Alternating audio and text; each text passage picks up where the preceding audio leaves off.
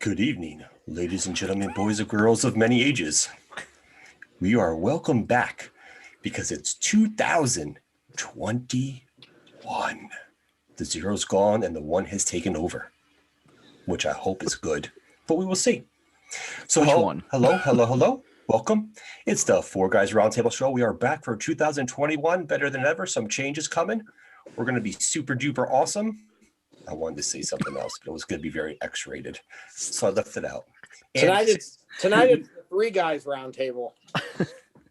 Yeah, I guess, so it's so just to introduce, because we have people that can't see us that are on Stitcher, Spotify, Amazon, Apple Podcasts, and I don't know, I'm missing something else probably. So it's my cohorts, Coach Jeremy, AG Nitro, and me. I'm just me, Joe, aka Theo. Joe, aka Theo. Yes, we are missing. I'm in a crazy mood today. Yes, and we are missing our good friend Darth Pat, who is having some internet issues. That's why he's not joining us today. Plus, he's also kind of healing from a recent operation that he had. So maybe another week off for him is not such a bad idea, but he'll be back in full swing for our next episode. So that'll be a good thing. That's what happens when you play with your lightsaber the wrong way. Jesus. That didn't take long. Ouch! But he'll be back in action soon, swirling that thing around. He must have fell off the bed and heard it.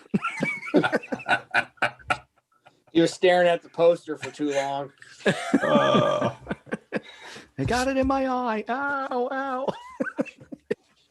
I'm not even going there, Jeremy. We're just leaving. Yes. It's been a while since we were on, but it's good to be back. A little Christmas break, holiday break, all that good jazzy stuff. Very much so. Just glad it's a new year, and let's see where it takes us. Yeah, hopefully. I mean, we've had some crazy ass shit at the end of the year going into the new year with the presidential election and all that shit, which we are not going to get into. We are not going to talk about that here because we see enough and hear enough of that bullshit on social media and all that other stuff. We don't need to drown you guys with that, but we did have all that craziness, which hopefully that goes away soon so we don't have to hear about it anymore, but probably fucking not, because everybody's going to want to still talk about it all the time. But not in here. All of our football teams pretty much sucked. In my neck of the woods, the Cleveland Clowns made the playoffs for the first time in 19 years or 18 years. So everybody there was celebrating like they won the Super Bowl. So I know. I was going to ask you how it was. Did they burn down the town? Holy shit, we made the fucking playoffs. No, but there were fireworks went off after they won the playoff game. We beat Pittsburgh and we throw firework celebration.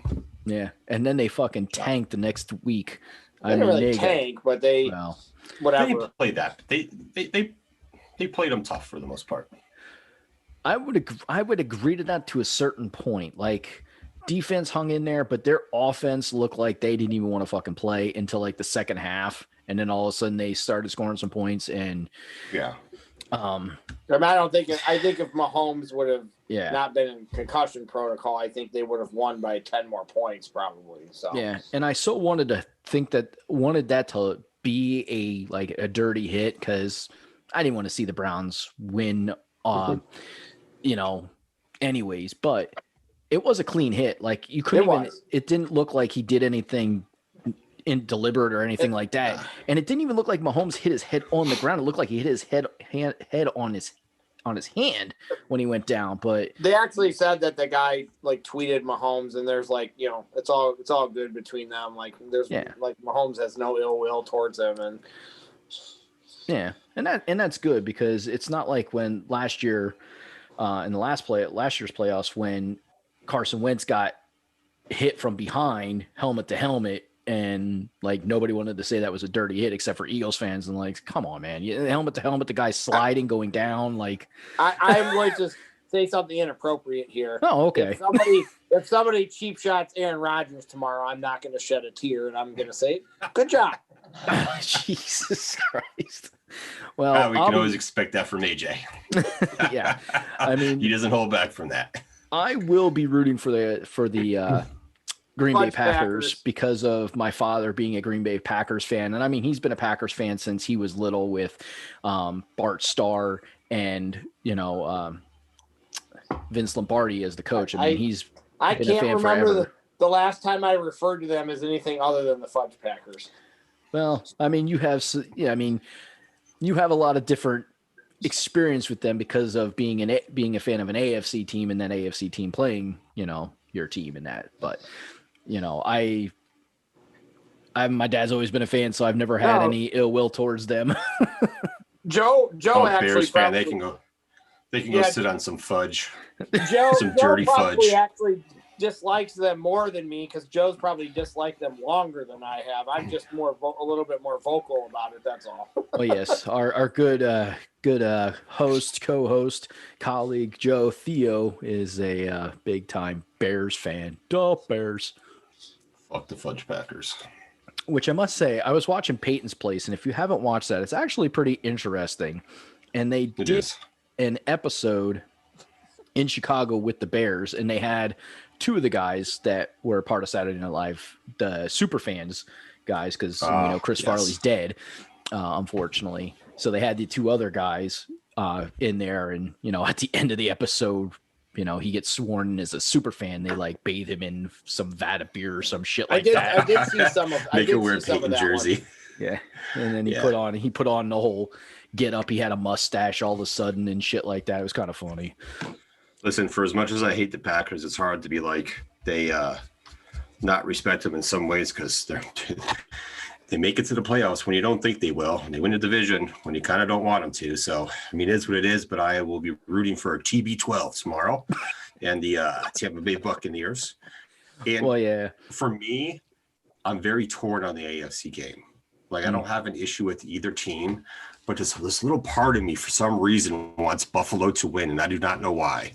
But I'm just kind of like, I mean, Buffalo could do it, but it's probably going to be. If Buffalo wins, we're going to get to see a bunch of crazy people jumping through tables in their parking lot, probably. So. I would love to see Buffalo win. It's been so long since they went to the Super Bowl. I mean, they had that crazy run in those 4 years, which probably 2 of those years they shouldn't have been in the Super Bowl, but luck be it, whatever it is, they made it anyways. And then they lost all 4, which was crazy. One of those years, Elway got hurt, and Denver actually beat the Broncos with Gary Kubiak as the quarterback. So, like, one of those years, Elway got hurt.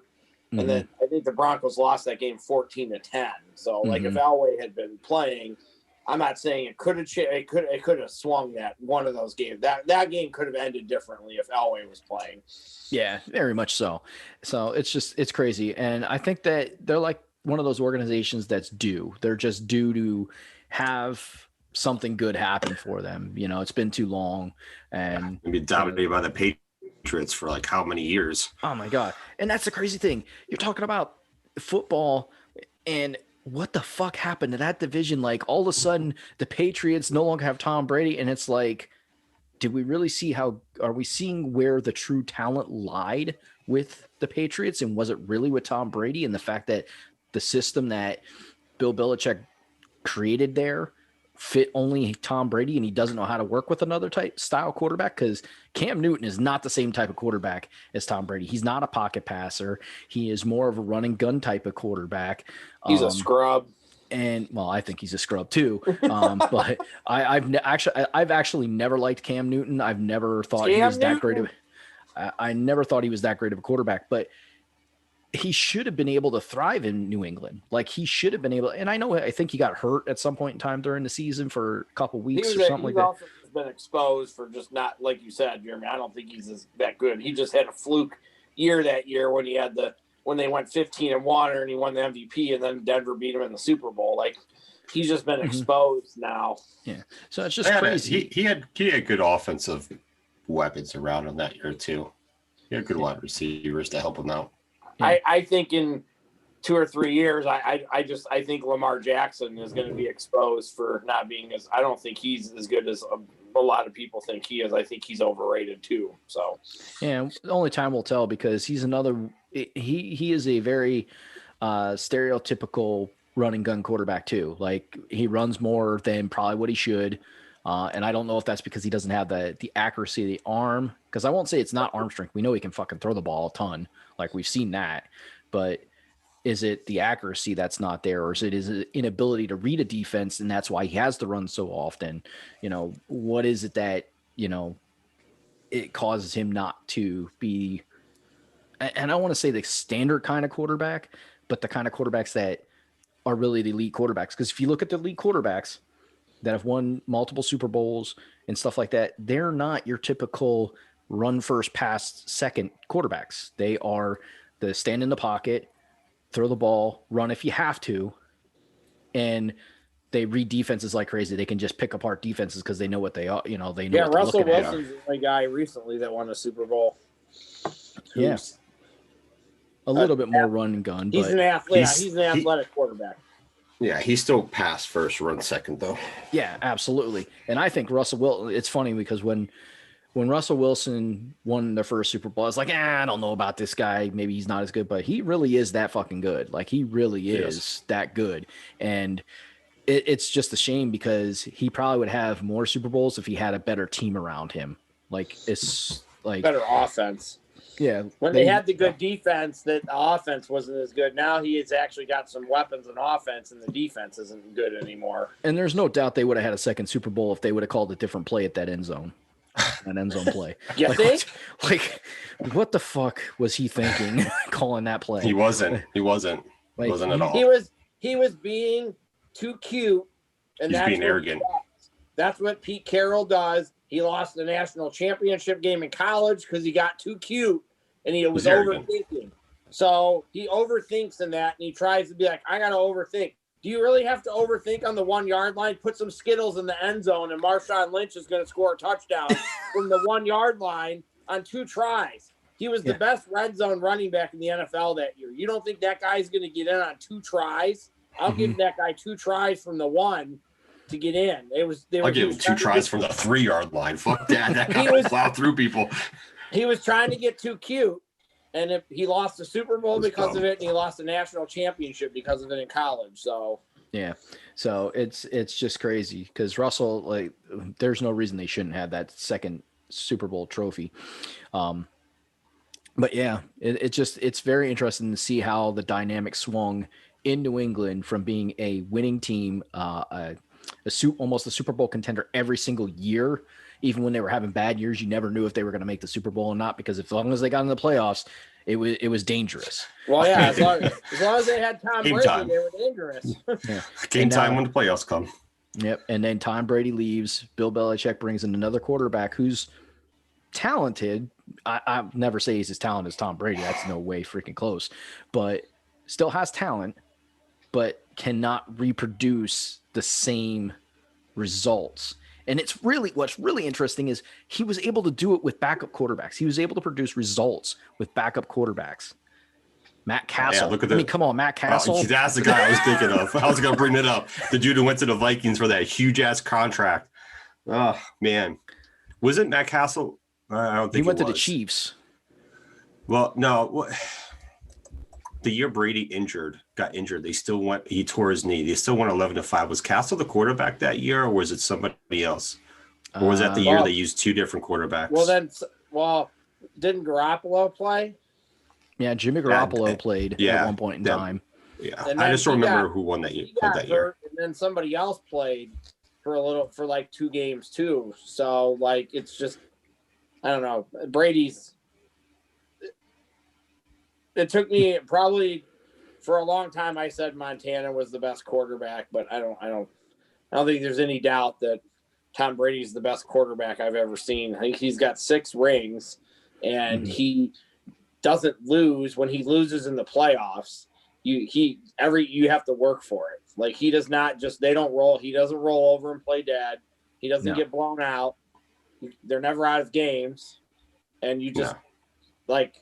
As if I was a Packers fan tomorrow, I would be worried because Tom Brady's on the other side of the ball and he doesn't lose in the playoffs a lot. And it doesn't matter if it's going to be 20-some degrees in Green Bay. That means nothing to me because Boston can get just as cold and have rain and be freezing cold. So that's irrelevant. Yeah, that's not going to be a factor like some people think. Yeah, Brady's definitely played his number of games in freezing cold weather and snow, so it's not like that's an abnormal thing. I mean, being down in Tampa for a fucking year doesn't make you all of a sudden a warm weather wussy, you know.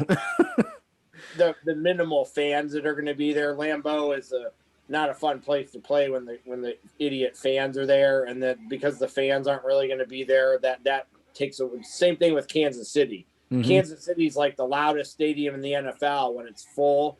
There's not going to be all those people there so like Buffalo has a better chance because of the lack of crowd. Because I think when you get this deep into the NFL playoffs, when there's a crowd there, the home crowd matters, especially in championship games, and the lack of crowd is going to help the road teams this year. Like the better team wins these games a lot more often than not because usually the crowd is a 12th man, sometimes can be a 12th man, and especially in playoff games. The lack of a crowd is probably going to help Brady. It doesn't matter so much for Brady because he's used to it, but like Josh Allen is probably going to benefit from not having to play in a really loud stadium and under this kind of pressure. He's going to benefit from he just has to go out and not make mistakes. He doesn't have to worry about the crowd and stuff. So that makes it easier to not make mistakes on the road. It's hard to get it. Tomorrow's tough because Allen's the only one who's not really proven himself yet. It's really hard to bet against Patrick Mahomes in that game. And it's hard to bet against Rodgers or Brady. The difference in the two, Brady's doesn't choke. Rodgers, the Packers have choked a lot in the playoffs. Like my friend Zach is a Packers fan, and he said that they choke. So, like, that's what the Packers do. He said they tease them and then they choke. So, and that was a lot of Mark McCarthy area too. Yeah, with that Brady gets there and usually wins these games. So it is going to be interesting to see what happens tomorrow in that game because both of these games could go either way tomorrow. Like, really, they could go either way. Yeah. And I was really surprised that Mahomes is going to play just because of the way concussion protocol goes and the fact that he looked like he was on freaking Dream Street. Like, when he got up, like, he almost felt back over. Like, that's how bad he was, like, I think, too, with that tackle, looked like he was kind of half choked when he was going down, too. He was giving him a running bulldog. yeah, that kind of looked like it. It did. I mean, listen, he passed protocol. You know, he practiced today, I read. So, we're all going to see what happens tomorrow. And speaking of quarterbacks, I mean, we all know Deshaun Watson's on the training block, but did you see the interview for the Detroit Lions' new head coach about I want to bite people's ankles and rip people's ankles off or some shit, chew people's ankles off? Like, this guy was a little cuckoo for Cocoa Puffs in his interview. And now today, Detroit and Matthew Stafford have decided that they're going to part ways. So they're looking for a trading partner to trade Matthew Stafford. And I'm surprised he hasn't asked for a trade like 6 years ago. Well, I know. And because Matthew Stafford is a really good quarterback with a really bad team. Like, he's done everything he can to help make that team a winning team. And they've never, in my opinion, they have never really done enough to make that team a winning team. Whether it's defense, talent on the offensive side, it's like they fucking lack somewhere every goddamn year. And then they never can put all the pieces together. It's really sad. I feel that's why Calvin Johnson retired early. Like, he could have played 5 more years, but he retired early. I just think Detroit just ruined him as far as the love of football and wanting to play. I mean, Detroit's ruined a lot of people. Didn't they call? Wasn't Chad Jones? Wasn't he Megatron? Yeah, that was his nickname, Megatron. Yeah, it's awesome. I mean, he had him. He did a lot for him, but like after that, they had crappy running backs, crappy wide receivers. It was Stafford and Megatron. That was pretty much it. Their defenses were all over the place. You had Sue on defense for several years, and they're the other team that like them and the Clowns have never made it to the Super Bowl. Yep. Keep going. Yeah. Was it like one of 4? I think it's only 4 teams now. I think they haven't made but it. They're to the the Super only. Bowl. The other teams are like the Texans, and they're like teams that were not expansion teams. They're expansion teams. So like the Browns and the Lions are the only like non-expansion teams that haven't made it to the Super Bowl. Yeah, that's crazy. All right. I think it is a good time to get this show on the fucking road. What do you guys think? Well, this show's about whatever. Very true. Very true. On a Monday, whatever on Tuesday afternoon. But we do actually have a main topic that we were going to talk about, right? We do. Okay. But we could talk about wrestling for 5 minutes before that if we want. Let's talk about a little wrestling. What do you got on the wrestling home front there, AJ? Wrestling. Well, I mean, me and Joe, me and Theo we talk all the time. So like, they have Alexa Bliss kind of turning into the female version of the Fiend now, where she's like changing. She's like changed into her like bad version of herself in the middle of the match the other night. She has some sexy contacts too. They look devilishly, evilly sexy. What? Jeremy, she also threw a fireball at Randy Orton 2 weeks ago. What? I will say it was probably one of the better fireballs that we've cool. ever seen. I was not expecting it at all. In wrestling history, period. I mean, it wasn't the same type of shit show that the Ultimate Warrior and Hulk Hogan put on in WCW with the fire paper. That was a train right there. Some other crazy fireballs that have been used that haven't gone so well. This one actually went pretty well. What did they do? Like CGI that shit in? Oh no! No, it was she legit. She threw it she like blew it or threw it from her hand. I'm sure she blew it. She shot it in his face. And now he's wearing a jock strap on his face to cover his burn marks. What? He's wearing a jock strap? That's what it looks like. It's like Aldo Montoya all over again, Joe. It's like a skin version, like ski mask. It's just fucking horrible. It's a skin tone ski mask. It's just like what? Oh my god. Oh. See, I had something I was gonna say when Jeremy said, blew it. She did blew it. I was gonna be like, she pulled a female teabag, on him. Which is called a clam slam if anybody really wants to know. Sweet. Audrey minds want to know. See, if Pat would have been on here, he would have just been not talking right now. So he would have just been staring. He would have heard that. He would have put his head down and been like, "Oh, see what's going on in my phone over here, my computer." For all our fans that maybe have never tuned into an episode yet or watched this on YouTube, our good friend Darth Pat has a tendency to ignore the sexual comments that are made during our show and pretend that they don't happen. The perversity that happens from time to time. And not that he's never heard it, he just cares not to participate in it. Though he has made some dirty jokes in previous episodes, so that's he's starting to warm up a little bit. I think just taking a while. The more we say it, I think the more he'll be inclined to be like, "Fuck it, I might as well just join him anyway," because he's gonna just be like, "Oh, I gotta come up with something." They keep talking about something dirty all the time. We'll get to it. Don't worry. We'll get to him, or at least he says 5 things dirty on one show. That's what my goal is by the end of this year. I actually thought Heyman was going to wrestle last night. Like, Roman was like, "You're a man." And I actually thought Heyman was going to wrestle last night because they like made it where Adam Pearce was going to fight him.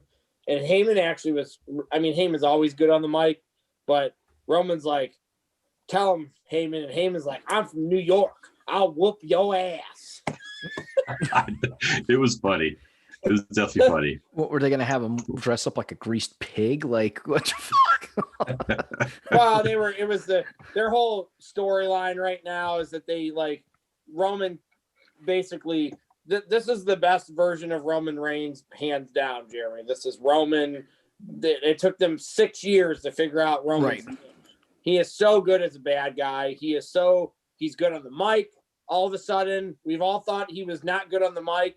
That's clearly not the truth because he's great on the mic now. So he doesn't even really need Heyman. Heyman's just there for him to pick on and to belittle now. Like, Heyman's like Roman's bitch. Like, really, that's what Heyman is. Like, he's Roman's bitch. And that's Heyman interesting. used to being the guy that is the talker and the guy that's running things, and Roman kind of puts Heyman in his place.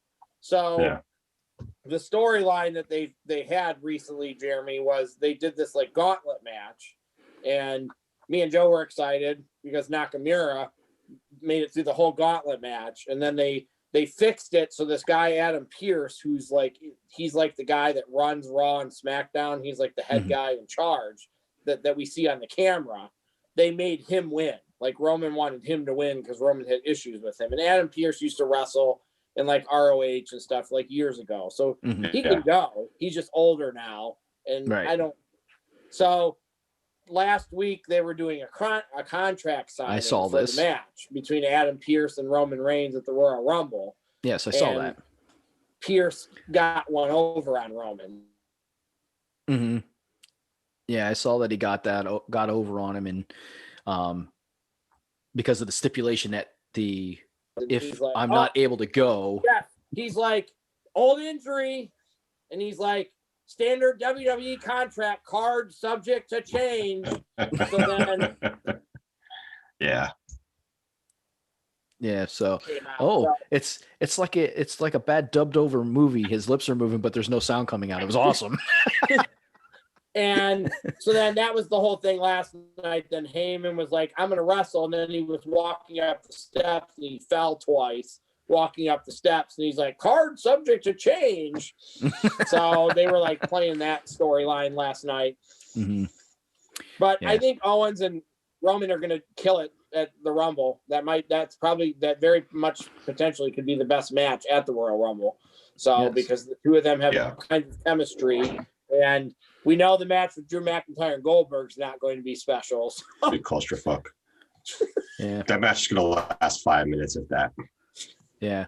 So, and it'll be interesting because I know we've been passing around the idea like we did live for WrestleMania. We might go live and do Royal Rumble, call those matches and do that. So that'll be fans. You'll have to stay tuned for that one and see if we do that. Keep an eye out for some posts on Twitter from our good friend Theo here.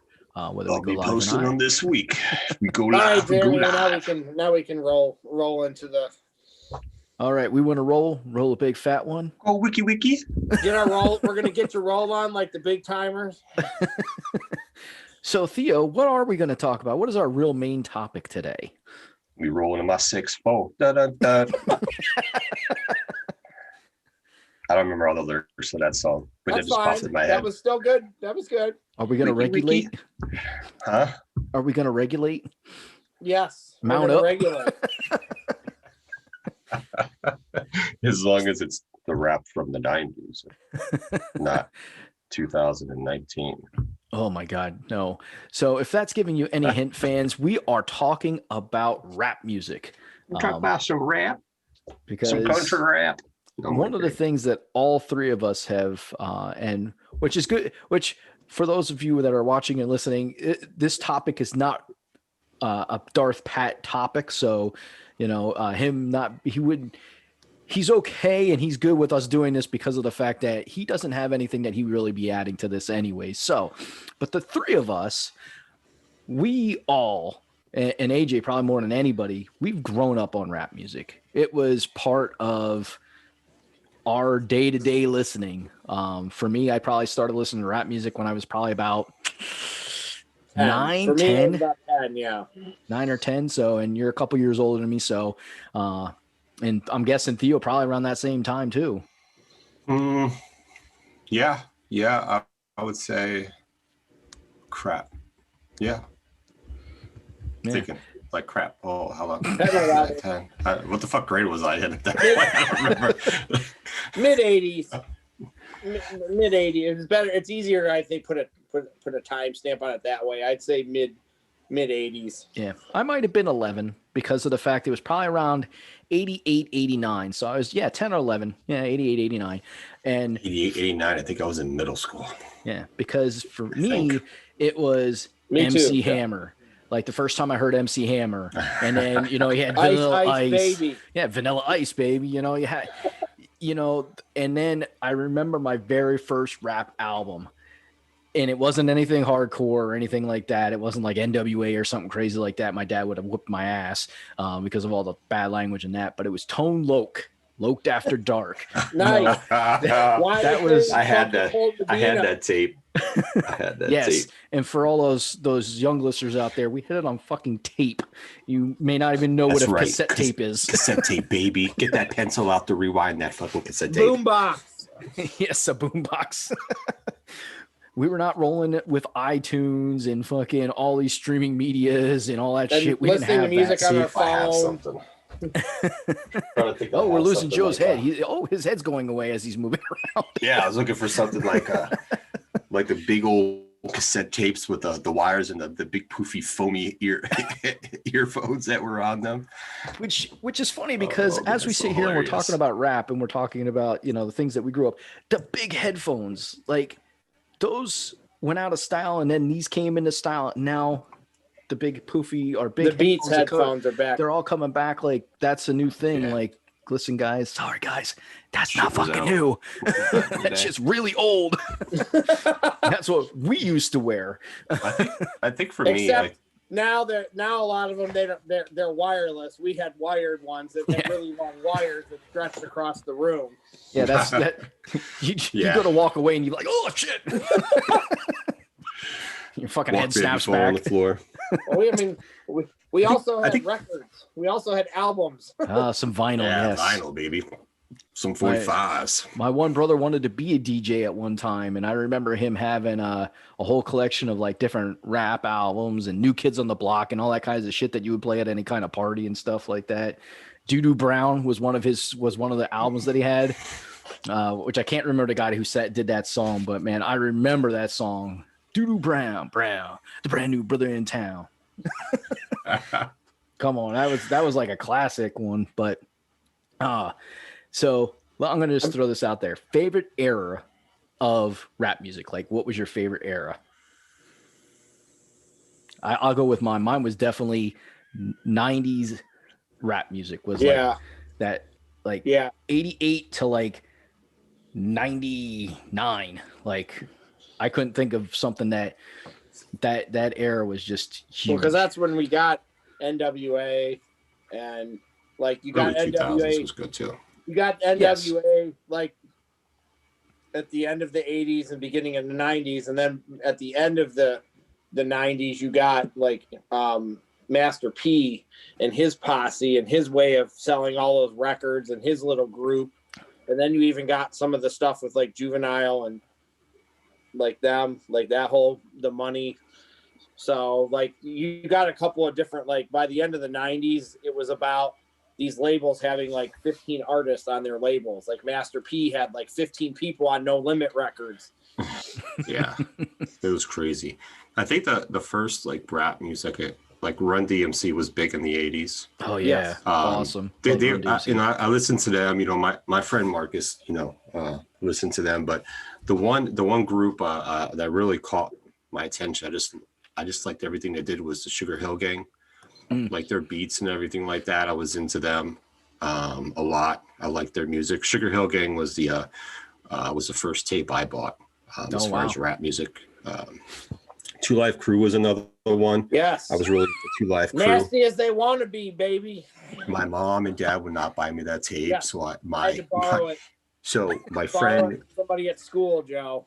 My friend Jason had an older sister. My friend I grew up with, Jason, he lived behind me. His older sister, I don't know, we were like 4th, 5th grade, and she was like a freshman in high school. We got her to get somebody she knew to go buy that. We gave her money, and they went and bought the tape for it. We got 2 tapes, one for him and one for me. We got somebody to get the tapes for us. We would do that after like the extra, so horny. Yeah. The dirty version of that song is pretty dirty. Oh my God, it's unbelievable. Like what you hear on the radio edited version is so done, so edited. It's so edited. It's like almost as bad as the edited version of the Cardi B song. It's almost as bad as the edited version of the that Whoopi song. Whoopi song. It's crazy too, because you talking about dirty rap songs, you can do like Arcanile too. Like not a lot of people know who those people are. I've never even heard of him. That's the song "Put It in Your Mouth." Oh, I do know that song. yeah, that's Arkansas right there. Yeah. Hit your motherfucking mouth. Yeah. Tribe Called Quest was another one I liked. EPMD was another one I liked. Beastie Boys. Beastie Boys, they were hit and miss. They were hit and miss for me. Like there was some stuff I liked, but they were cool because they changed it up. But sometimes when they change it up, I was into it. Sometimes I wasn't. Overall, I liked them now. They were good. Yeah, no, Beastie Boys was another one for me. I'll never forget the first time I heard an NWA song. Like I didn't even know who it was because my brother and his best friend got a hold of like that tape, and we had Straight Out of Compton. Yeah, Straight Out of Compton, and we lived in probably one of the whitest fucking areas of all time. Where's the NWA? Yeah. But then all of a sudden, all I hear is that playing, and it's like it sticks out like it's so vivid in my mind because all I heard was N. That's what you are. Blah, blah, blah. It's like that one part in that one song, and I'm like, what the fuck is going on? Like, why is he playing that song? And like, as a little kid, you know, you kind of freak out because like, holy shit, what the hell? Like what? Not that I was super little, but you know, I was 16, but that's not something you heard like a lot in our neighborhood, in our area or neighborhood or anything like that. Because like I said, I lived in a very, very white rural area. But, and it was just crazy to hear, but it's very, like to go back and listen to that now as an older adult and listen to their songs. Holy crap. That stuff was so good. You know, regardless of the language, like, because that time was also the time frame where they were starting to do a lot of the explicit lyrics and trying to shut people down for what they were saying and the language that they were using on things. Because I think, weren't they the same sound around the same time as Two Live Crew, weren't they? Or right. The Two Live Crew got banned. Their stuff got banned down in Florida. Public Enemy was the other one that was kind of doing it before both of them were doing it. Mm-hmm. Yeah, because Public Enemy was the early 80s doing that. Public Enemy was one that my brother like was super into them. I never really got into them. They were not really the Ghetto Boys, I liked them. They were like, that was like early 90s. How could you not get in the Flavor Flav, yo? Yeah. Well, and I liked Public Enemy, like Bring the Noise, like that was a good song. Yeah. Fight the Power, that was a good one. Of course, 911 is a joke. That's probably the most popular song that most people know. But Fight the Power was an amazing song. Like what a lot of people don't realize is what Public Enemy was doing at that time was they were doing more of like a political rap. Yeah. Like bringing light to the struggles of the people that they, you know, the area that they grew up in, you know, whether it be the Bronx, Brooklyn, you know, out west in Compton and, you know, in LA, just in general, like the shit that they were experiencing and the people that were experiencing that, they were trying to bring light to that. And that's, in my opinion, that's what made rap music so fucking good, is because without knowing it, you were getting enlightened to the things that are going on that you had no fucking clue about. Yeah. It wasn't until as an adult that I started to watch some of these specials, then go back and re-listen to the music that I love so much that I'm like, holy shit, yeah, it really fucking is saying something. Where today's rap, once again, this is my opinion, not that my opinion is right or wrong, it doesn't say anything. Most rap does not say anything anymore. It's cars, nasty women that they're trying to get with, bitches, hoes, drug. It's relevant to today's world and the fact that that's what everybody wants to hear about. But there is still, whether you believe it or not, there is still a lot of shit that's going on that rap could talk about to bring light to those subjects.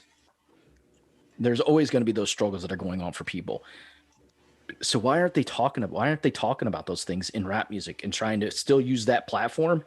Because it's such a huge platform. It talks to so many people. You know, it's not just talking to a certain specific group of people. We're past that. there is probably, and I know this might sound horrible, but there's probably just as many Caucasians, whites, whatever fucking terminology you want to use, that listen to that music as well as the black community. Yeah. I think the problem is rap has been so commercialized. Yeah, it definitely has. And that's going to be it's the almighty dollar. And any rapper starts doing that, unless you're Jay-Z, who decided to come out with a rap album talking about that. If you have somebody else that's popular but not on his level, it's not really going to sell. Jay-Z does it, people will be like, they're going to still make the money off of it, but they're also going to listen to what he's saying too.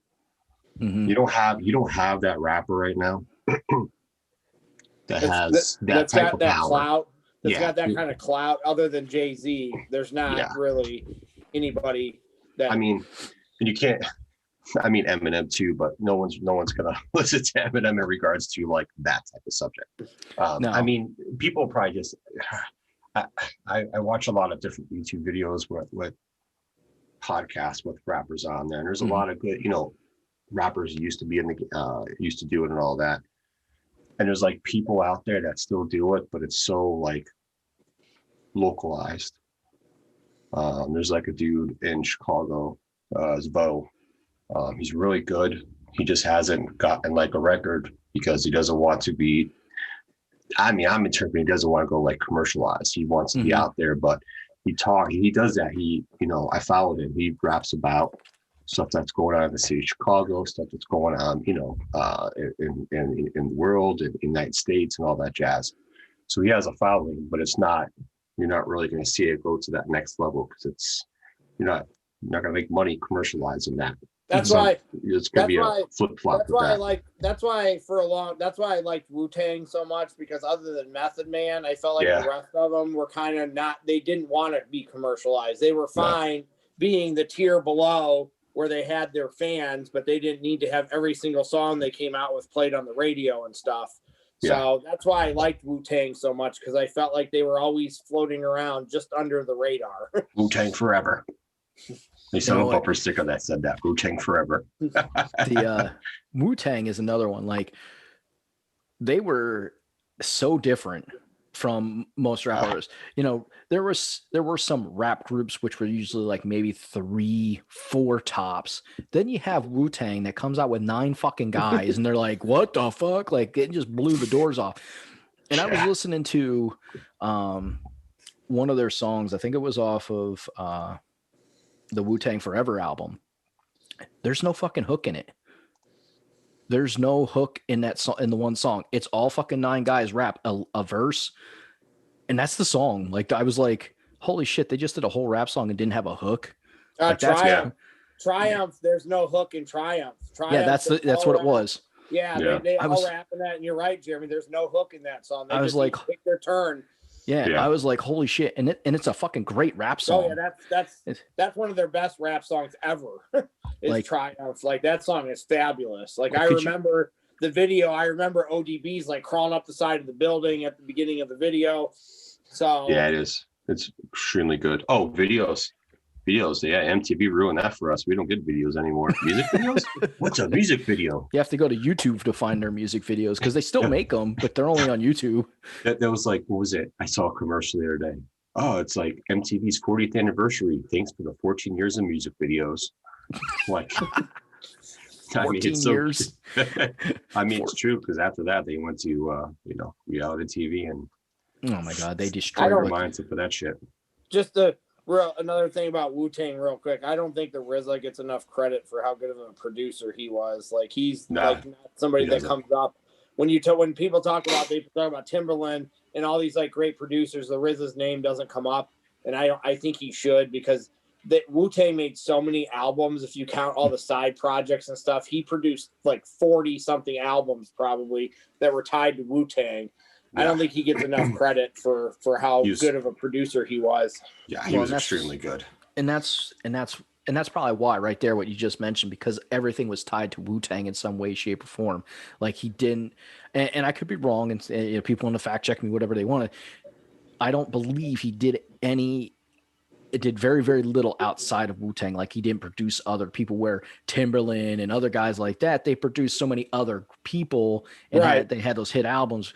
But that doesn't make them any better than the RZA. That just means they were on more albums. Like the RZA was all about producing his people, like the people that he was with and his team. Like that's what he wanted to do. He wanted to promote them and make them have the best albums that they possibly could. And there's nothing wrong with that. I think that's very admirable of him. And if you guys have not watched the Wu-Tang show on Hulu, you need to watch it. It's actually really, really good. Like it's worth watching. It's very interesting. And the problem with any kind of show is it's like you don't know how much is fabricated. You don't know how much of it's real. So you take it with a grain of salt and just say it's a really good show. And, and that's all you can do. Did you ever watch, did you guys, I mean, I'm assuming you've watched it because I've watched it, but maybe not. Did you guys watch that like 3-part miniseries on New Edition that they did on BET? No, I did not. Yes, that I've not seen. That's no, really I didn't good. watch that one. Like you should like you can find it if you just go on BET's like app. Because I watched it when it was on there, and then I went back and watched it again because it's really good. So one of my coworkers said it was good, and I've been meaning to watch it. I just have not gotten it a chance. Like everything else I want to watch, I have like a list next in line. And they even like when that show was on, they even did a thing. They were on like one of the BET award shows. And they had the people that played them as kids and the people that played them as adults. And then all of them got on the stage together and they did Candy Girl together, all together. Oh, that's cool. Nice. So, like, that's cool. I've watched some of that stuff too, because I really, really liked them a lot. And I know Jeremy likes them, and I'm assuming you did, Joe. They were cool. They weren't really rap. I'm not trying to change the subject, but New Edition was going to come up at some point or another on here because we all liked them. So, well, and I might have mentioned this story. You might have mentioned this story some point in time when we talked about the concert. Yeah, when we talked about music just in general. When we did a general music podcast, we went to that concert, the Power 99, like Power, whatever the hell. And that was the best. That was the best part for me and you, Jeremy, seeing New Edition. I got a little overexcited, to say the least. But it was awesome because it's like, holy shit, you did, because there was no mention of them going to be there. There was no mention New Edition was going to be there. And all of a sudden these guys come out and you're like, who the hell is that? And then you hear the music play, you're like, holy shit, it's fucking New Edition. Oh! That's awesome. And they did like snippets of stuff. I remember they did Poison, like BBD did Poison, and like it was just really. And I always liked Bobby Brown too. Like when I was like younger, I liked Bobby Brown. I liked all of his stuff. Yeah, so I liked Bobby Brown. He's crazy and he's fucked up, but I always liked Bobby Brown. I still like, I have a thing in my Spotify that's just Bobby Brown and New Edition people. Yeah, and I don't think Bobby Brown was there. I think he was absent from that. But I think they did like wish him well and whatnot. Like as a group, as a bunch of guys, they're just, they're upstanding guys too. Like that's like the thing. They don't wish ill will. I mean, maybe at one point in time they did, but then all that stuff's been buried in that. So that was really cool. But it was cool to see 50 Cent in concert. That was cool. Like it's funny. I've been to almost as many I've seen almost as many rappers perform as I probably have seen country concerts, which is kind of like a contradiction of two different, like they are. That is like one who goes to country and goes to rap concerts. Like that's just fucking weird. But that's just I just love music. I just enjoy all kinds of genres. But because we saw Wu-Tang. We saw Wu-Tang the night before ODB died. Crazy, and how pissed off we were when ODB didn't show up, and then we realized he fucking died. It's like, oh shit. There was a reason. Yeah, but we've seen Wu-Tang. Joe saw 50 Cent with me because we went and saw 50 Cent and Eminem and Little John. Hey, yeah. And see, I wish that's like, I have not seen Eminem in concert, and that's one person that I would like to see in concert. I've seen him three times. That was a good concert. He puts on a really good show, and he had, when me and Joe saw him, he had D12 with him too. Mm-hmm. Yeah. So we got, and 50 Cent had all his people with him too. So we got to see 50 and Lloyd Banks and all that. So they all brought their posses. So yeah, We really wasn't expecting that, but I was like, oh, all right then, let's go. Keep on rapping. Other than that show being in Camden, which is the second scariest city I've ever been in other than Detroit. Yeah, that was in Camden. Camden's a little scary. But yeah, so special. Powerhouse was cool because there was a bunch of different rap artists there. We saw wu-tang. I think I've seen Jay-Z 4 times. Jay-Z's the person I've seen the most. I've seen him 4 different times. Never seen him in concert yet. Well, probably never now. He doesn't do it, but I never saw him in concert. Yeah. That was one I wish I would be able to see. He's like, and that gets back. We can go back to the 90s. We got Tupac. We got Biggie. We got Eminem at the end of the night, and we got Jay-Z. We got all those guys in that 90 to 2000. Those guys all somewhere in there. We got all of them. Well, yeah. Dr. Dre, Snoop Dogg. Yeah, I mean that's your top 10 list of greatest rappers of all time. You've got half your list right there. Yeah. And it's crazy because how shocked were people when Eminem hit the fucking the circuit with Hi, My Name Is, and like who the fuck is this white guy and what the fuck is he doing? But he ended up you cannot take anything away from him as a rapper. He is one of the greatest lyricists in rap music of all time. Like, if you don't think so, that's crazy to me. And I'm not just saying that because because of our skin color. It's the facts. Top 5. He would probably be somewhere in my top 5, probably 4 or 5, but he would be on there. It's just facts. Like, you have a ton of just great rappers. Hi, My Name Is, by the way, is the only. I do not like that song. Like that. That one was so overplayed. I didn't like Eminem at first just because I didn't like that song. I pretty much liked everything he did from then on, but that song in particular, I did not like. Yeah, but yeah.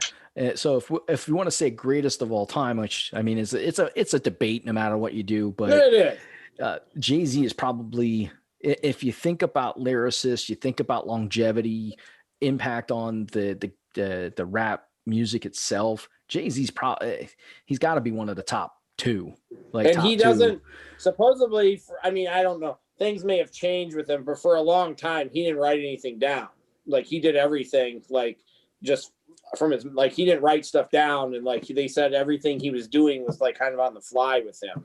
So when I heard Hard Knock Life, that's one of the best rap songs of all time in my opinion. When I heard that song, I was like, oh my god, this song is fabulous. This guy went and took a beat from fucking Annie and made it mainstream, and like, that was the song that he took off. That song took him from being this guy to a household name. That album, and the Blueprint album, his first Blueprint album, is in my top 10 at rap albums of all time. All Eyes on Me, I actually think is the best rap album of all time by Tupac. That's my all-time favorite rap album. He had 8 #1 hits, I think, on that song. It was a double CD.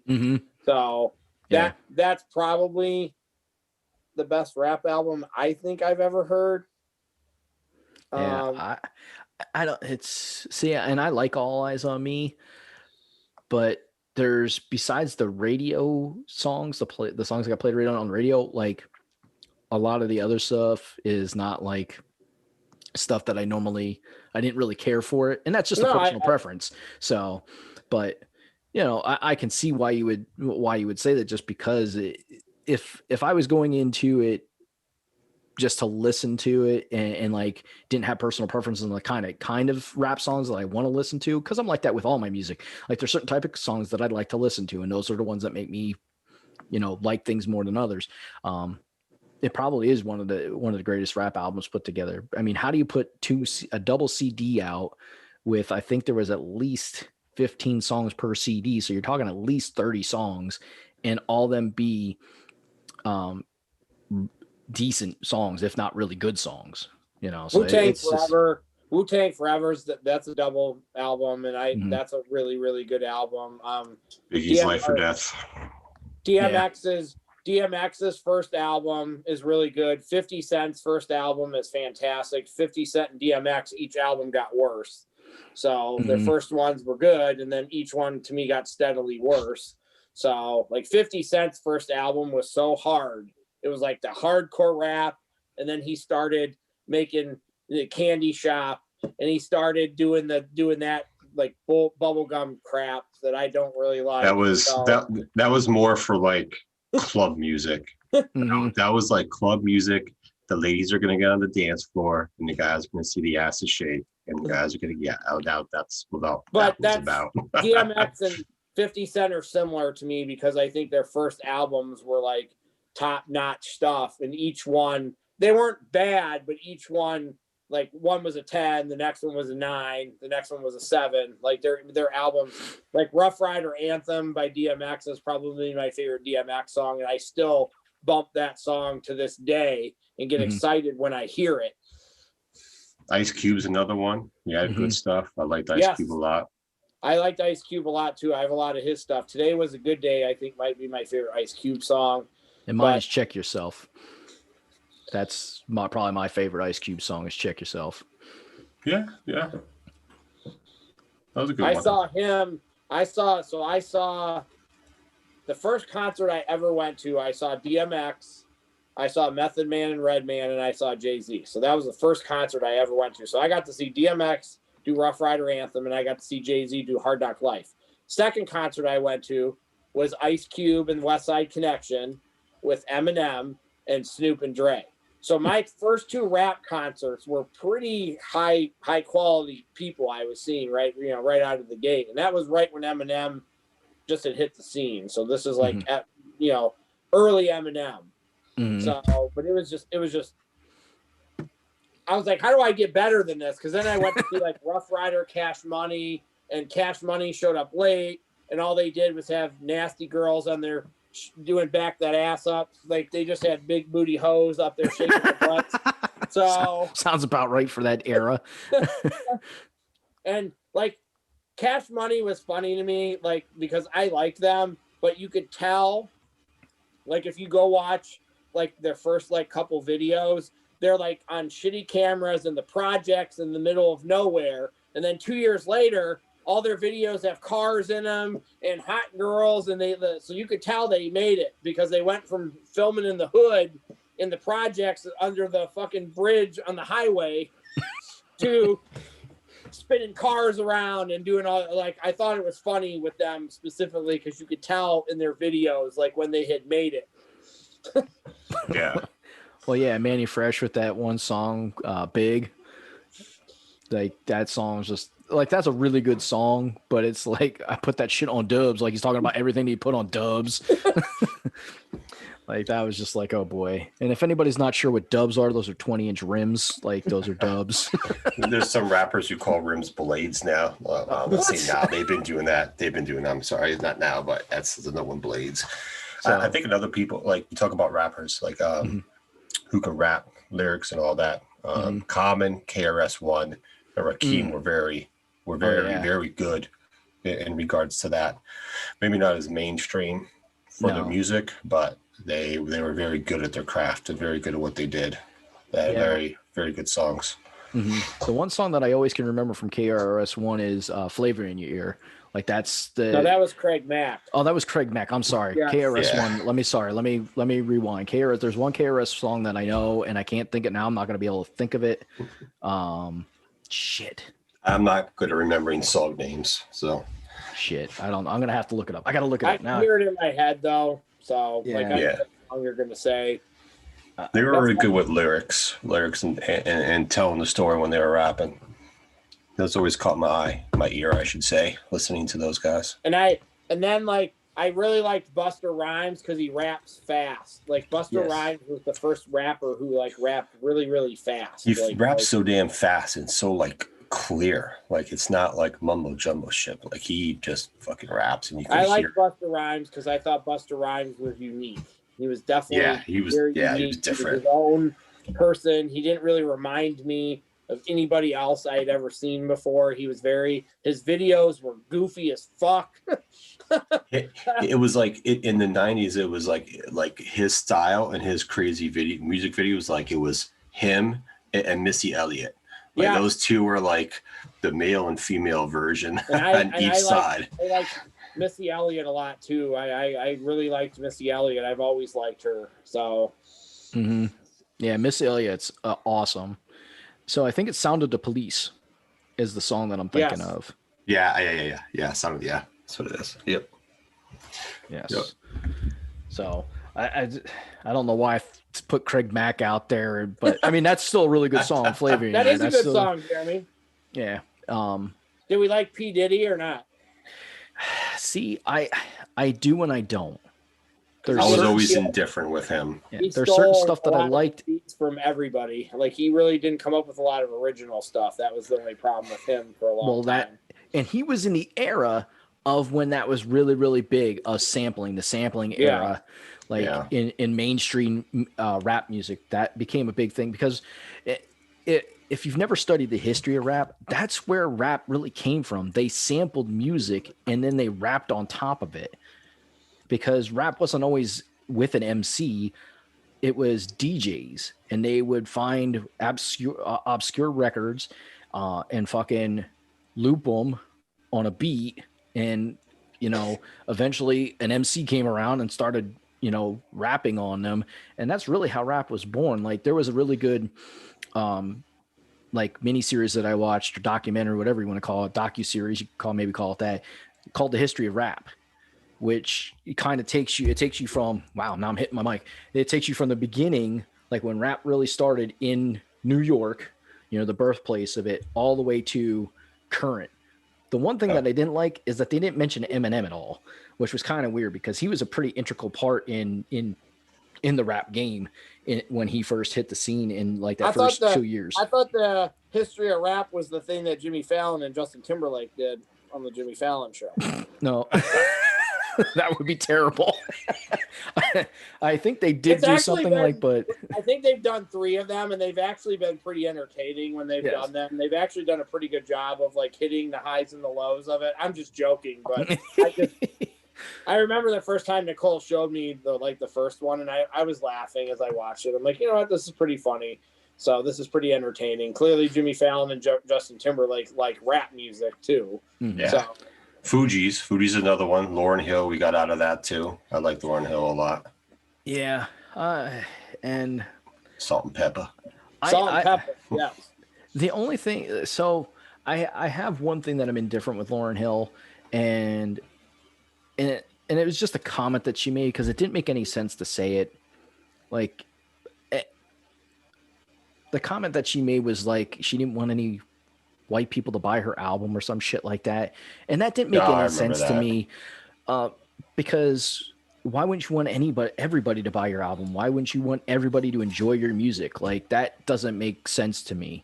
So I was kind of thrown off by that, but I never liked her individual music. So it didn't really hurt my liking or disliking of her music. So when she was with the Fugees, I still remember when she was in Sister Act 2. That was the first time I saw her. Yeah. So I did like the Fugees. I definitely did like the Fugees. Lauryn Hill's individual project, I didn't really care so much for. And that's not because of the comment that she made. It's just that I didn't care for her music. Sure. So she was more like she wasn't always a rapper either. Sometimes she was just singing. And I generally like Missy Elliott to me was a rapper. So like, I don't know if Lauryn Hill was completely a rapper. I don't know if I would put her completely there. She was kind of in the middle between R&B and rap, I think sometimes. So yeah, she's what back and forth. She's what Fergie tried to be. Like, Lauryn Hill she had, and I don't know if she sings anymore, if she's ever put out anything ever since that one album that I know she definitely did. But she had an amazing voice. She could really fucking sing, like no doubt about it. But I like to look at her and like the Black Eyed Peas did. Like it's almost like they tried to not reinvent, but create their own Fugees group. Yeah, and for the similarities. Yeah, as much as I enjoyed Fergie's really not that great of a singer. She doesn't have a great voice. Like, have anybody ever heard her singing like the Star Spangled Banner or America the Beautiful? Like it's terrible. Like it's really bad. I can't remember which one she won. So. But that's what I can sing, but she's better off when she's rapping because you don't really have to sing then. So yeah, she's a good rapper. The singing parts, she's not Mariah Carey. She is or Whitney Houston. She's definitely not one of them. No. Nope. Whitney Houston. She is sadly missed. Yes, I liked her a lot too. Yeah. Absolutely. But we got to talk about some game changers in the rap game. We kind of talked about like favorite era. I think for all of us, really, our favorite era is probably that 90s era. 2000s, we definitely all liked.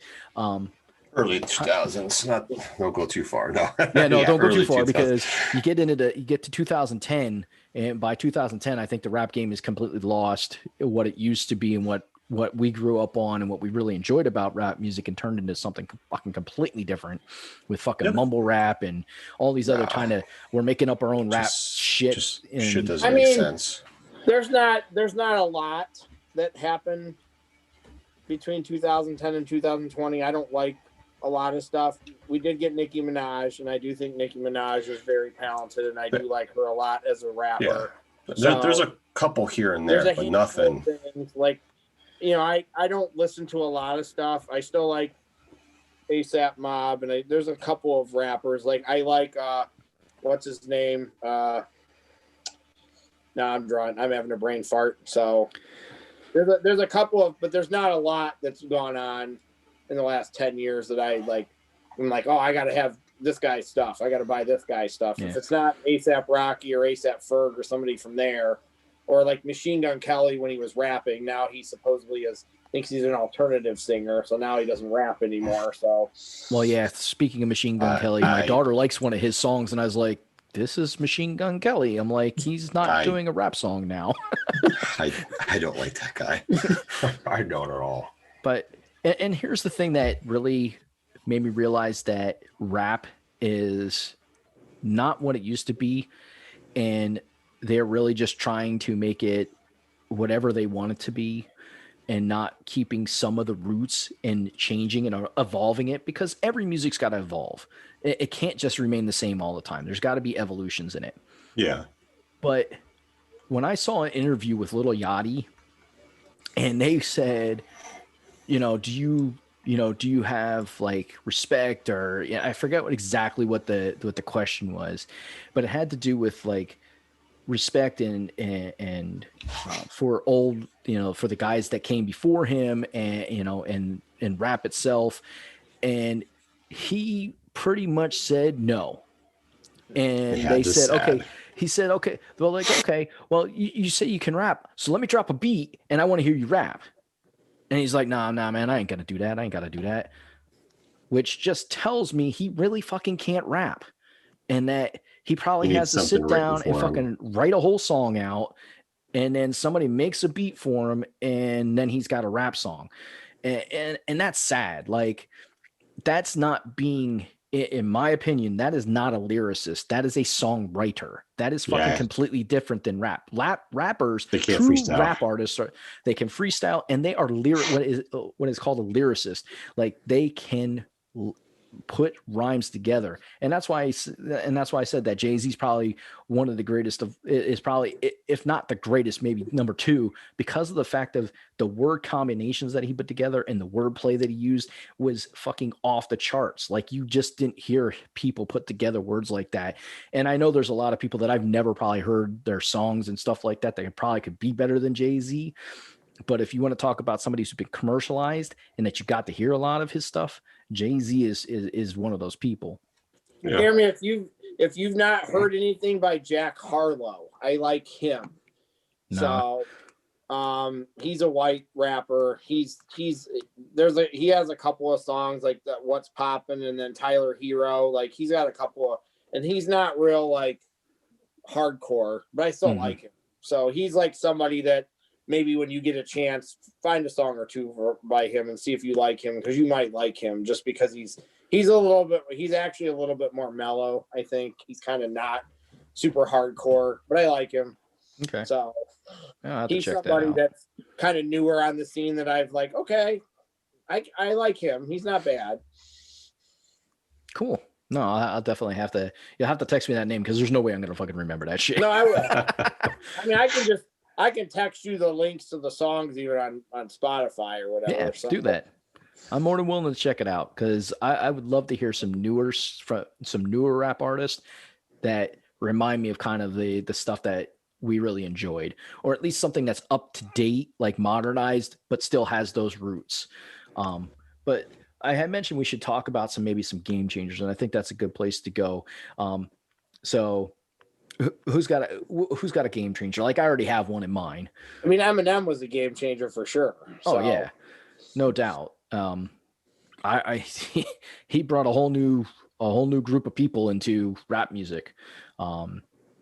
You know, and the fact that a white guy could be so dominant and so popular in rap music was crazy, especially at that time, because you had inklings of it with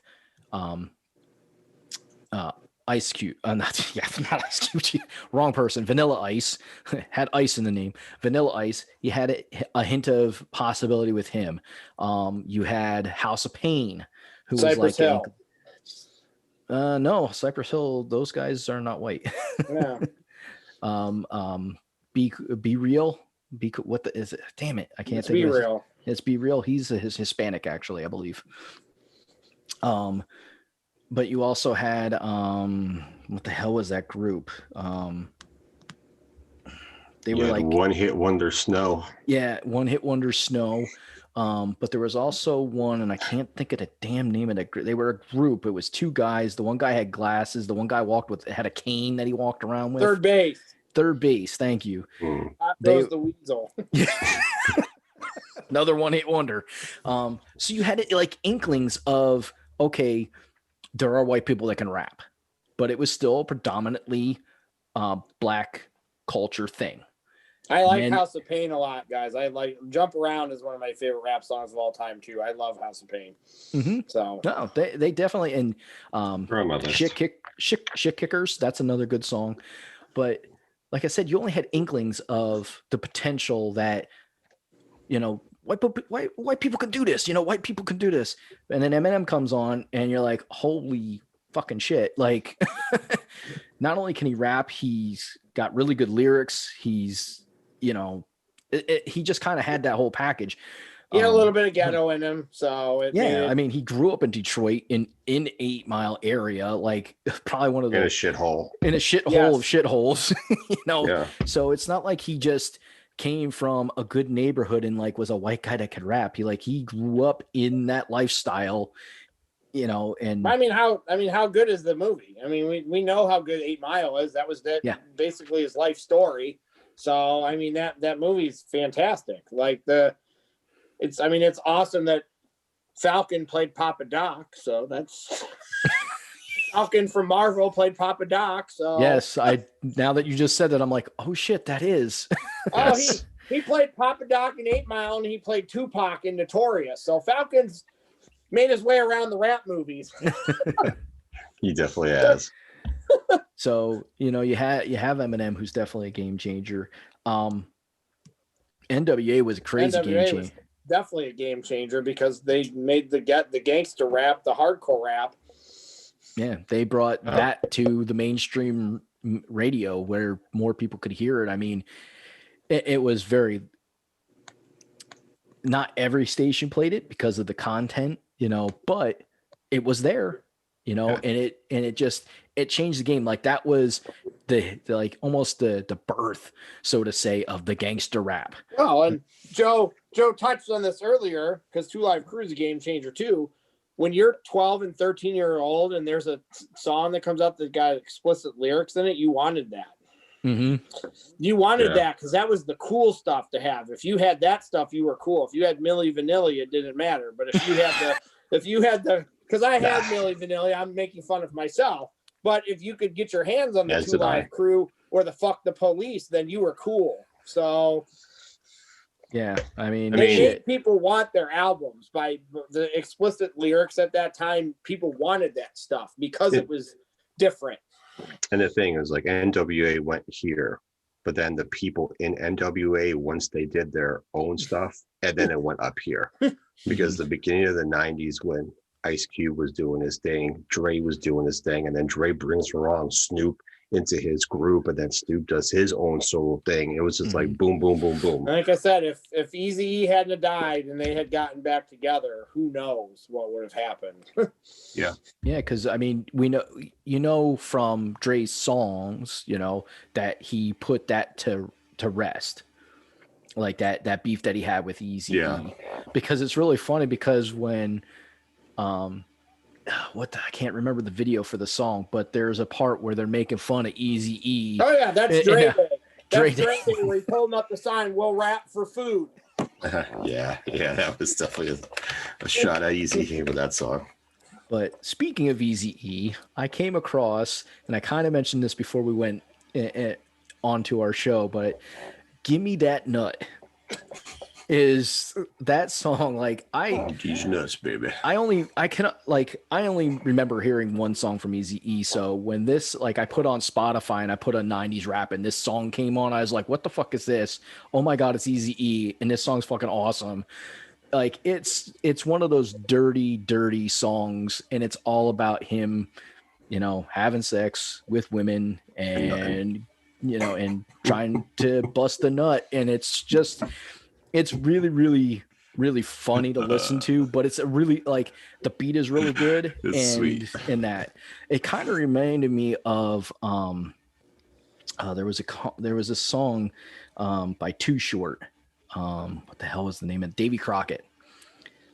I don't know if you guys ever heard that song by Too Short or if remember Too Short. Yeah, I had to listen to it again, but I know what song you're talking about. Oh my God, that's another one of those just kind of raunchy rap songs that, like, you wanted to hear it and you wanted to hope that your parents didn't hear it, because like they would have like scolded you for like having that song.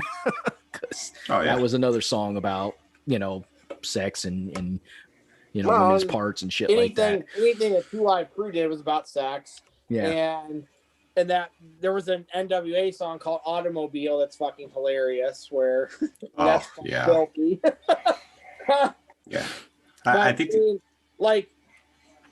Luke from Two Live Crew, he made it cool to, like, you say the line and the crowd says it back to you. Like, he had anthems like that on every album, where, like, there's a song called Fuck Martinez by Two Live Crew. I love that song. And it's just him saying something and the crowd repeating it back. That's what the whole song is.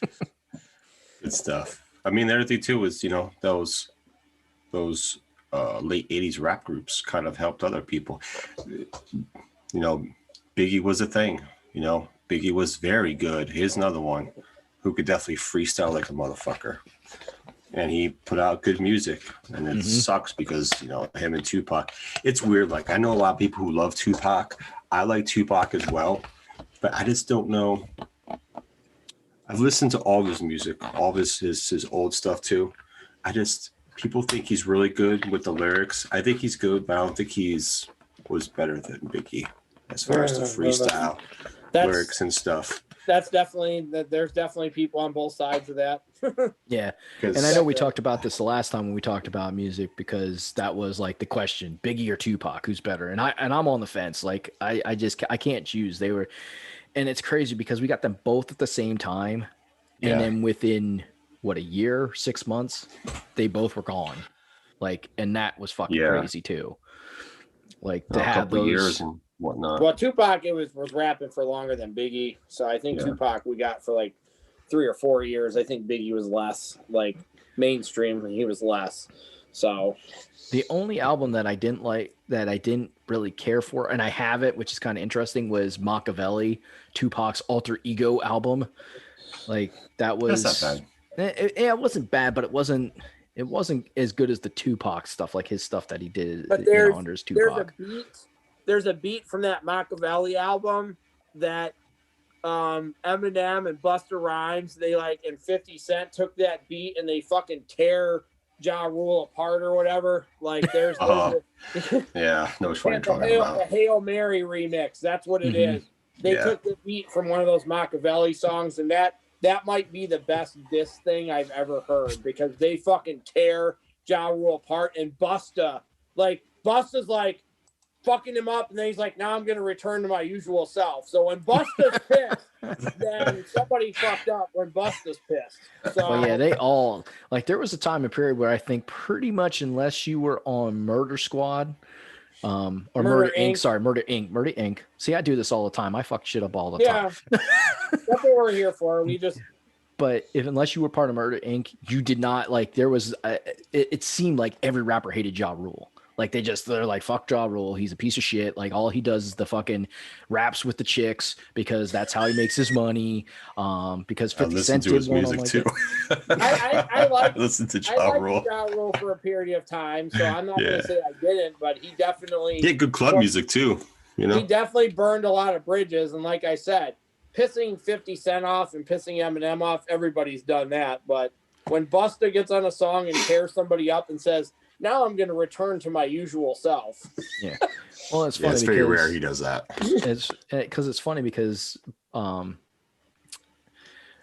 Cent has that whole skit with the one song with Precious and you know, and I'm a pink belt and shit. Yes. Like that fucking skit is awesome. He calls him Kermit the Frog at one point in time in his song, you know, 50 calls him Kermit the Frog and shit like that. And it's just like, just unbelievable. And even Dre got in on that too. Cause Dre talks about Ja Rule and, you know, you have to jump up just to hit me in the knees and shit like that. So it was just crazy. So Joe, we haven't heard your game changer yet. Who was your game changer? I'm sorry. Yeah. We sidetracking and. I think for me, I guess like early 90s Dre, just because of what he did and then bringing Snoop along. And that was just another person that he brought, and then some of the other people he brought along with them afterwards in the early 90s. Yeah, I can see it. Those were like Dre and Snoop's album, especially Snoop's album. Like I still listen to that, the Dog Pound. That's like every single song on that fucking album is just great. Like I will listen to that album from beginning to end, even with the little like skits that go on in between the songs and whatnot. The Chronic is one of the best rap albums. Like that would be in my top 10. So I mean that album's fantastic. So that would be one of the older albums that I would probably put up there as the Chronic. That was one of the first things I actually was like purchased, probably. Like that was one I actually went out and got, didn't have to borrow it or dub it off of somebody because my parents were going to buy it for me. So and then you get Dre with the Chronic, you have Snoop on there, other people, and then, you know, Snoop comes out. It's just those two back to back, you know, what they did back to back. It just was good. And in R&B, we can say New Edition was a game changer because we got the first boy band besides the Jackson 5, basically. Yeah, I guess you could. Yeah, guess you could say that. I mean, like NSYNC and all these other boy bands, they always talk about the Jackson 5 and New Edition setting the table for all these boy bands. So, I would.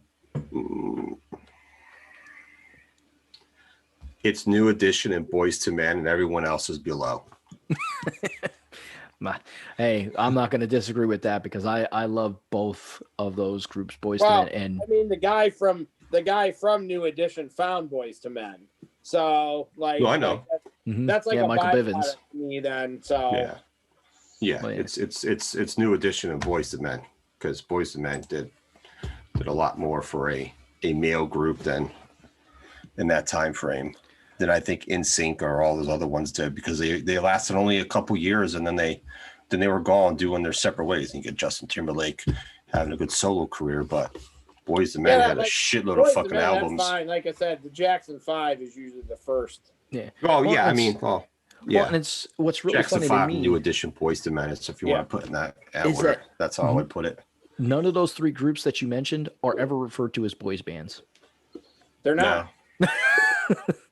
They're groups, which is really funny. Were 100%. They were. Right. But it's weird. Like, why was it separated? Like these were a group, but then these New Kids on the Block come along and they're boy bands. Well, like the Jackson 5, they were maybe not as young, but they were fucking half of them were still like teenagers. I mean, New Edition, they were young. Yeah, Yes. and they were young too. Like, what's the difference? Right. Why, and why is one a group and one's a boy band? Right. Well, here's where I'll make the difference. For the Male Jackson groups. 5, they played instruments. Like Yes. guitars and stuff like that. For You're a New musical Edition, maybe it was an age thing, but they didn't have that boy band. Like when you talk about Look. the boy band, Didn't have that little kid look. It was the type of music that they put out and the look. Like everybody kind of dressed the same. Everybody had a certain personality. Like I'm the bad boy. I'm this. Like there was a formula to boy bands that came out. With New Edition and Boys to Men, there wasn't like that. They were adult songs, put it that way. Right. There wasn't the bubblegum, they weren't going for the teen heartthrob girl songs. Candy Girl definitely kind of was, but that one was kind of bubblegummy. But right. And that was, I think, their first song too. Yeah, but after that, but that one definitely was boy bandy to me for sure. Right. Yeah. But they in an overall genre, they definitely fall into like that boy band group. It's just they never did, and I think it's because of the type of music that they put out overall. And with the Jackson 5, they played instruments, so I just put them in one. They're male groups. If you want to call them a boy band or not, they're male groups. But it's just crazy. All right, wow, this has been an awesome discussion. It's funny. It's interesting. How long we've been talking for? Almost an hour and a half, maybe an hour and 45. I've been talking, I think, right now. So yeah, we've been going quite a while. Hopefully we didn't bore anybody. Hopefully you guys have been enjoying. The one thing I would like to hear from our fans, though, is I'd love for you guys to drop a comment into wherever you're picking this up, wherever you can leave a comment, most likely YouTube, but drop a comment. I would love to know your guys' take on maybe who the 5 greatest rappers of all time to you are. So drop that comment. Put in a comment on YouTube. What are your 5 top rappers of all time? I would love to hear everybody's opinion on this because everybody's opinion is going to be different. I can probably give you that right now. Go ahead, give us your top 5, AJ. Jay-Z, Tupac, Biggie, Nas, Eminem. And see, there's one that we haven't talked about is Nas. Nas was really, really good. Like, and he was, yes, I think a lot of people underrate him as far as his ability, like his lyrics, his beats, his overall presence, because, and correct me if I'm wrong, but he was kind of, I almost feel like he was overshadowed by some of the bigger names when he was out. Like, because the biggest song that I can personally remember was the one that he did with Lauryn Hill. If I Ruled the World. If I Ruled the World. And not to say that he didn't have other really good songs, but like I said, I feel he was overshadowed by some of the bigger names that were out right then and there. So he had Ether, which him and Jay-Z had that beef for a while, and he did Ether, and Ether and Jay-Z fired back, and then those two squashed their beef. So part of me thinks that they just did that because they were bored. That's a very good possibility. But Nas was tremendous. It's hard to pick 5. It's really hard. Yeah. Like I won't even try because I'm not saying like there's other things like wrestling and stuff where I feel more confident in my 5. This one is just it's just me. I don't it's tough. I think Jay-Z, Tupac, and Biggie should be in the top 5 or top 10 for sure. So I think Jay-Z is the one guy that I think is almost a lock for the top 5. But after that, it's because I didn't say Cube or I didn't say Dre, and I definitely missed guys that other people would put in their 5. And it is tough because, and I think Joe touched on this. Rakim was an amazing rapper. He's beast. But he was, what was it? Like mid 80s, maybe late 80s, early 90s too. He did some stuff, but his stuff was not big radio stuff. So unless you were looking for it, you probably were not going to hear it. I don't think he was really big in doing commercialized stuff and all that jazz either, too.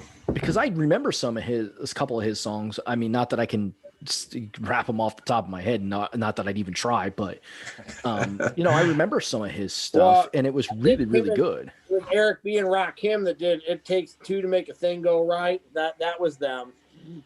Yeah, that was probably their most popular song.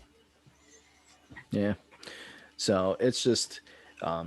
That's why I said it's hard because there are some really good rappers out there that were not mainstream. So you'd have to go find them to hear their stuff to even include them in the conversation. I mean, it's like that with a lot of different genres, but rap is like, there's been so much underground stuff, Yeah, that's very true. I also think Wu-Tang is probably the best rap group of all time. Like if I could pick one, I would pick Wu-Tang. So yeah, I'll go with that route. Yeah, that's kind of. There's so much talent in that group. I know there was a lot of people, like you said. Mm-hmm. Most groups, it's like a wrestling faction. They have 3 or 4 people, and then here comes Wu-Tang. They're the NWO of rap. Yeah, because I mean, even though NWA was a group, not everybody was a rapper in that group. One guy I think was the DJ, wasn't No, they all rapped because MC Ren was a good rapper. He just didn't get as much publicity as the other people. So yeah. Okay. I guess I could have sworn one of them was Yella. more. I mean, Yella could have been. I guess, but he's another guy that didn't get a lot of publicity. So yeah, because I know that MC Ren rap, but I don't remember hearing I don't remember seeing or hearing Yella do much of the rapping in NWA and any other stuff that I've ever heard. Yeah. Well, that's interesting. Suddenly I just dropped off the face of the fucking earth. Well, it says it's recording. I hope so. Sorry, ladies and gentlemen, we had technical difficulty. Someone decided to hit a button on accident. The ghost of Darth Pat reared his ugly head there. Yeah. He uses force powers, that bastard. But like I said, I don't know every NWA song, but I don't remember Yella being there much, and that's probably why I associated him possibly as like the DJ of the group, playing the guy that mixed all this stuff. But like I said, as much as I liked NWA, I would still take Wu-Tang over them. I would. Yeah. So. Just talent, overall talent wise, longevity. The NWA's their biggest. Their individual contributions were probably bigger than the overall group contribution, because even though they were a game changer in the game of rap with the gangster rap, it was all the individual stuff that they did that made them so much more popular as a group too. And Wu-Tang was more like a family. They were more like an actual group. So yeah. So and they 8 Mile is really good. Straight Outta Compton might be the best movie I've ever seen about rap music. Notorious is good. All Eyes on Me. They've made really good rap movies about some of these people. Straight Outta Compton to me is the best of all of them. Though that one is very, very, very good. Yeah, so, I need to see it. Yeah, that's a good one. So I saw all those movies in the theater on day one, but Straight Outta Compton was fabulous. I didn't know what that one was going to do. You go see these movies and you're like, are they going to touch on it? Are they going to dilly-dally around? They're going to fabricate shit. Are they going to fabricate shit? And it seemed like, for the most part, Straight Outta Compton, they may have cut some corners here or there, but like the Freddie Mercury, that movie about Queen, they definitely tried to not show as much bad stuff about him, whereas I felt like the movie about Elton John gave him the green light and show him whatever the fuck he wants. So yeah, it felt like Straight Outta Compton maybe cut a corner here or there. They didn't show as much about Dre, maybe because he's probably the most famous of all of them. So I felt like they maybe cut a corner here or there with him. But other than that, it felt like it was pretty legit what they were presenting. And the topic, I don't think that they were way off on stuff in that movie. So I think it was pretty accurate. It was cool that Cube's son played him. And he looks just like him. I know. That's the other thing that was crazy. It's awesome. Didn't do too much for that. Yeah. Good casting. So I think I would like to wrap this up, and we're not going to do a Mount Rushmore, but I still would like to hear your favorite rapper of all time. Like, what's your favorite rapper of all time? That's how we'll close the episode up. I mean, mine's easy because it was my Mount Rushmore for the music. I'll go with Jay-Z. So because he is my favorite rapper. Or you know what? Actually, better yet, I picked Jay-Z for that one, so I'm going to pick Wu-Tang this time around. So I'm going with to pick an overall rap group as your. Yes, I'm going to take Wu-Tang. So. Well, damn! I was going to say no. I was going to pick. No, we can have the same answer on this one, Jeremy. Like you said, we did go see them in concert together, and it was fantastic. Yeah. No, and just a side note, that concert was just really interesting because, like, as much as they present themselves as a family, like they care about each other, they're brothers. They all performed by themselves first and then performed together. But that's almost like how the fans treat you, like when you went to a Wu-Tang, because we had that group of dudes that was in front of us, and they look back at us like, yeah, and they're just talking to us like they know us from, known us forever. I'm like, it makes a good concert too. Yeah, it like that's the kind of people that they bring to their concerts. Like everybody's just there to enjoy Wu-Tang and just have a good time. Like nobody was there, for any other reason. But I would have to say probably my favorite rapper of all time, and this is tough because man, there's just so many good rappers. But just mine, just because of the amount of albums this person's put out and my ability to be able to go back and listen to albums and the songs and not be bored with them or anything like that. It's really Eminem. And maybe that's, people listening or watching might think that's a cop out, but there's up until white man picked the white man. Yeah, exactly. Look, he picked the white guy. But it's up until recently, the last couple albums that he put out, everything that he put out, I could listen to, and I could listen to almost an entire album and like almost all the songs. There wasn't too many songs on an album that I didn't like. Even like a couple years ago on like the BET Awards, he did a cypher and he fucking tore Trump apart. Like he was the one on there that had the balls to do it. Like he just fucked him up. Like his whole cypher was just him saying how much of a piece of shit Trump was. And I'm like, of course, of all the people they can pick from, Eminem's the one that goes on here and shits on Trump, just tears him. Like, you should send that to Chris and Scott. I'm sure they would love that. Eminem don't care either. This was probably a year, and I'm gonna say it was probably a year into Trump's tenure. And that's Eminem to me.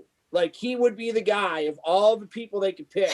He would be the guy that's like, I'll do it. Fuck this. I'll talk shit about Trump on TV. I don't care. Yeah. Yeah, he won't care. Yeah. He's very unique. He definitely marches to the beat of his own drum. He doesn't give a fuck. Like he doesn't care if he hurts somebody's feelings. Like, I mean, the guy fucking talked about killing his wife in his song. Fuck him. He hates his ex-wife or whatever. So like he's special, Jeremy. He's unique. He's a once in a lifetime type person. So I don't think you picking him. I think he's somebody I could have picked too, because he's probably the best live performer I've ever seen too. His shows are amazing. Yeah. So yeah, I have no problem with my pick. No problem. Good pick, Jeremy. Yeah. Nothing wrong. Joe, favorite rapper of all time, if you can come up with just one. Biggie is mine. Biggie's yours? Yeah, not just because commercialized stuff like that. There's albums, but seen some documentaries on him, and I've went back and found some stuff that they released, like his underground stuff that he was doing. Just the lyrics and the way he did it and the way he flowed and everything. He was very good at freestyling too, just doing a beat and just him going. So I'm really into that. And of course his music, his albums were good. So he's mine for me. Yeah. And I'll tell you, my favorite song to this time is the very first song that he ever released off his very first album. Juicy. Yep. Like that that song is that the name of the song, Juicy? Yeah. Okay. Yeah. Yeah. Well, the one that opens up with "This is to all the teachers that never said I don't shit." Yep. That's Juicy. That song is still my favorite Biggie song. Like, not his commercialized fucking Biggie, the stuff that fucking. No, I like Hypnotize. I actually think that's my favorite song of his. So. And that's a good song too, but all that stuff that really made him super popular, that Puff, did all the beats and stuff too. Yeah. It still comes back to that very first song, Juicy. That's still my favorite Biggie song of all time.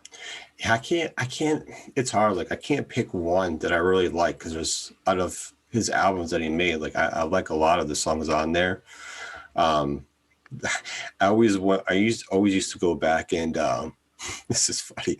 So you want to talk about, your brother with the NWA stuff, like with the with the N-word and all the lyrics in the white neighborhood.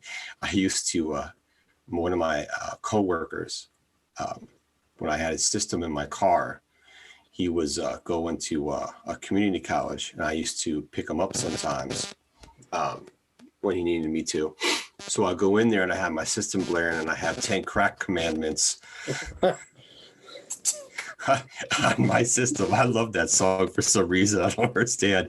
There was something with that song that always got to me. Look, Northampton Community College. It's like, it's a college in the area. I mean, it was your typical suburban community college, a lot of white kids, and it was funny. And there was black kids there and Hispanic kids, but it wasn't a lot, per se.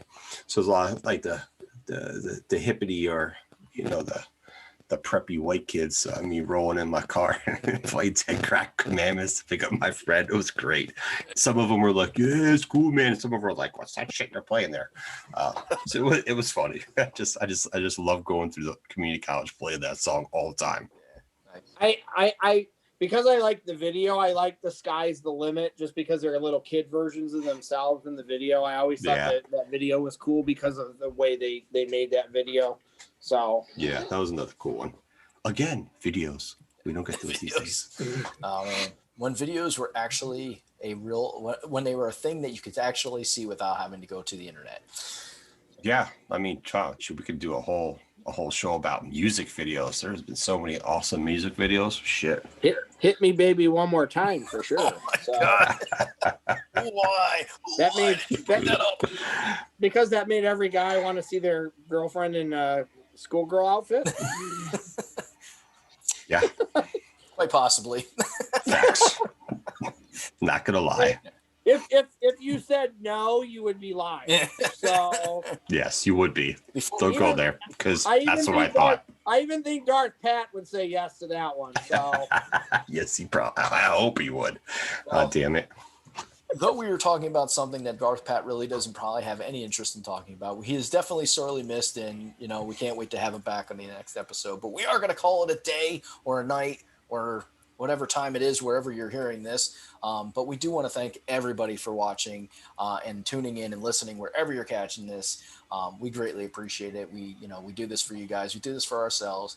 It's a lot of fun. We hope you enjoyed it. And once again, don't forget to leave a comment with your top 5 all-time rappers. We really would love to hear and see what you guys think are the top 5 rappers of all time, because that would be really interesting to see everybody's different picks. But until next time, we're going to say good evening, good afternoon, good morning, and we'll catch you on the next episode. Toodles.